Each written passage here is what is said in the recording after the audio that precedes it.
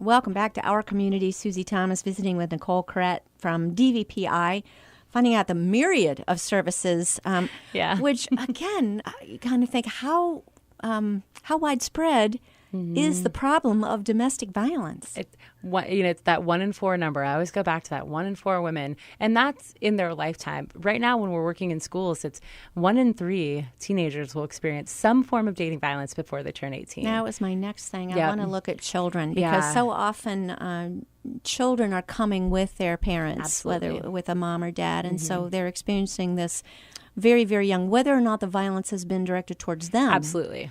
Let's talk about them. What do you do for them? It's with children. It's different because they're not always the direct victim, and so they're definitely been through trauma because they've been there. It depends on how they come to us. Honestly, it depends on how old they are. It depends on what their situation is, how much they've experienced. I am so proud of the staff that we have. We have amazing advocates who work. We have specific youth advocates in childcare, and we have our art therapist does children's activities. And we have a lot of things that are directed very specifically towards children, and so that's a big piece of what we do. We're obviously trying to help the whole person with mom or dad, but when mom or dad are a parent, we have to serve that part of them too. And so helping them learn good parenting skills, things like that, because when they've been through trauma and their kids experience that with them, we need to help them continue to be the kind of parents that they would want to be. And so that can be tough. And so kids definitely feel the brunt of that. And we hope that we're giving them some sort of skills when they leave us to be successful. Are you able to, by getting into the schools and sharing some of these skills with children, suppose and you hope this would never be the case, but an instance where the child is the person being abused by the parents. Sure. Is that being able to be detected? Are there flags and those kinds of things where you can detect it and then help in some way there? Sure. Because we're not directly a child abuse agency, right. We do have partners in that. And so when we work in the schools, we work on more of a preventative level. We're not working with the kids who have experienced that. The ones we work with are either through shelter or through counseling. But that being said, if we are working in a school and there's a sign of we're mandated reporters by the state, and so we talk to guidance counselors. We do our due diligence because those kids are under our care too, even though they're not in the shelter. They're still under our care. I've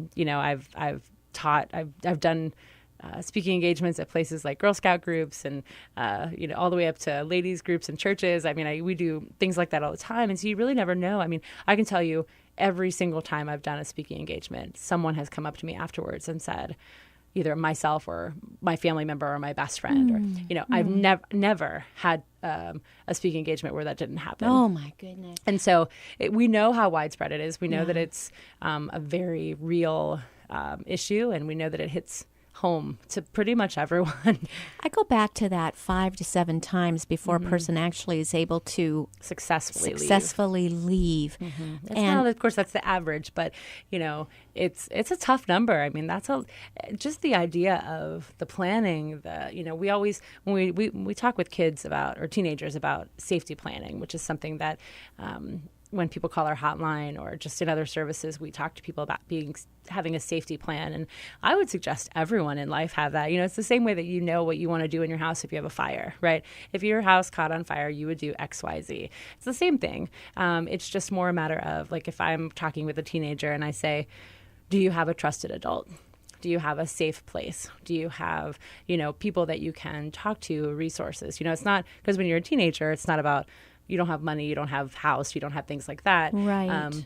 But you might have to go to school with your abuser. You might have to, things like that. And so making sure that all those plans are in place. And it's harder when you're an adult and you have kids and you have a mortgage and you have, responsibility to just say, I'm going to just leave my situation. And so, and a lot of times something that people always forget is that there's this love component too, right? Right.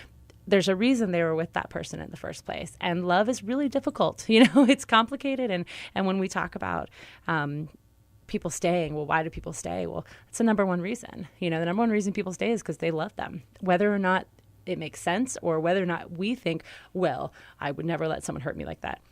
we can't say that. You can't say until you're in that situation how you would feel and how you would react. And we get asked that all the time. Well, why do people stay? Right. There's 100 reasons: financial security, the kids, not knowing anyone else. Sometimes you're isolated, not having a job. There's a million reasons why. So, and deep down, you really want the situation to improve, and you hope for the best, and you would want the abuser to stop it, and believe that they could.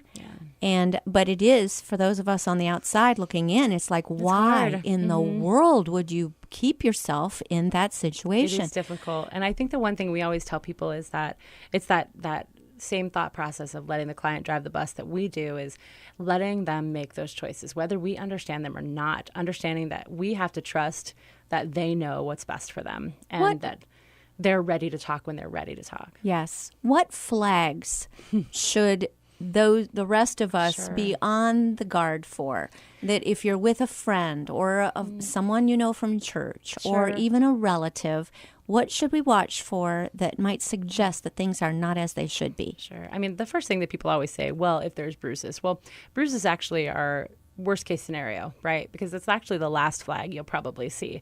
There's 100 other flags you might notice before you even get to that point, because physical abuse is the final piece to abuse. There's a lot of other steps before you get there. Sometimes it's just having to check in a lot, right? We're saying things like, well, I can't go unless I ask, or worrying about money, like, I don't think I'll have enough money because they won't let me have that. Using words like let, or I have to ask, or I can't, or being very timid, getting startled easily. It's a lot of behaviors that are out of the ordinary. If you notice someone acting differently than they would be. And what I will say is that my signs might be different than your signs, might be different than the next person's. And so it's really hard to tell, and that's why we always tell people, like, if you think something's going on with your friend, just say, how's everything going? Yeah. Is everything okay with you? Because maybe they're just having a rough time because of something totally different. And the minute that you put that out there, that's all they're ever going to think about, that you think of them. And I'm not saying don't protect your friends. Absolutely.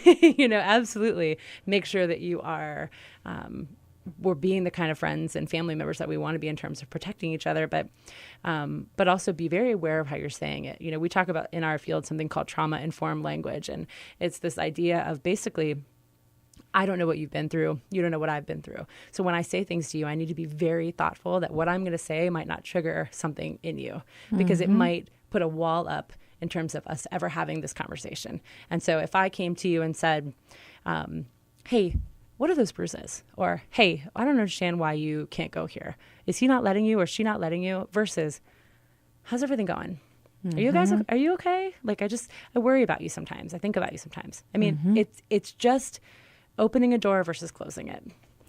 What I hear you saying, though, is covers a lot more types of abuse than physical abuse. Oh, absolutely. Absolutely. There can be emotional, mental, verbal, financial. I didn't think about that. That someone would be able to hold a person hostage financially. Absolutely. It happens all the time. And oftentimes it's a piece to the bigger puzzle.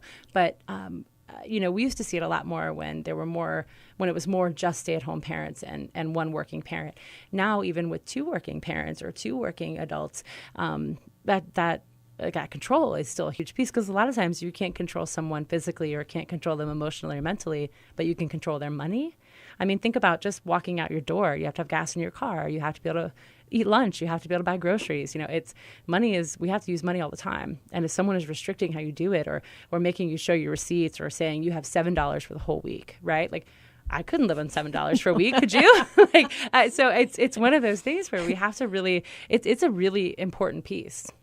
I think you hand them a grocery list and say, here, can you take care of this? And here's the $7. And good luck. Right. Can't buy milk with $7. Yeah.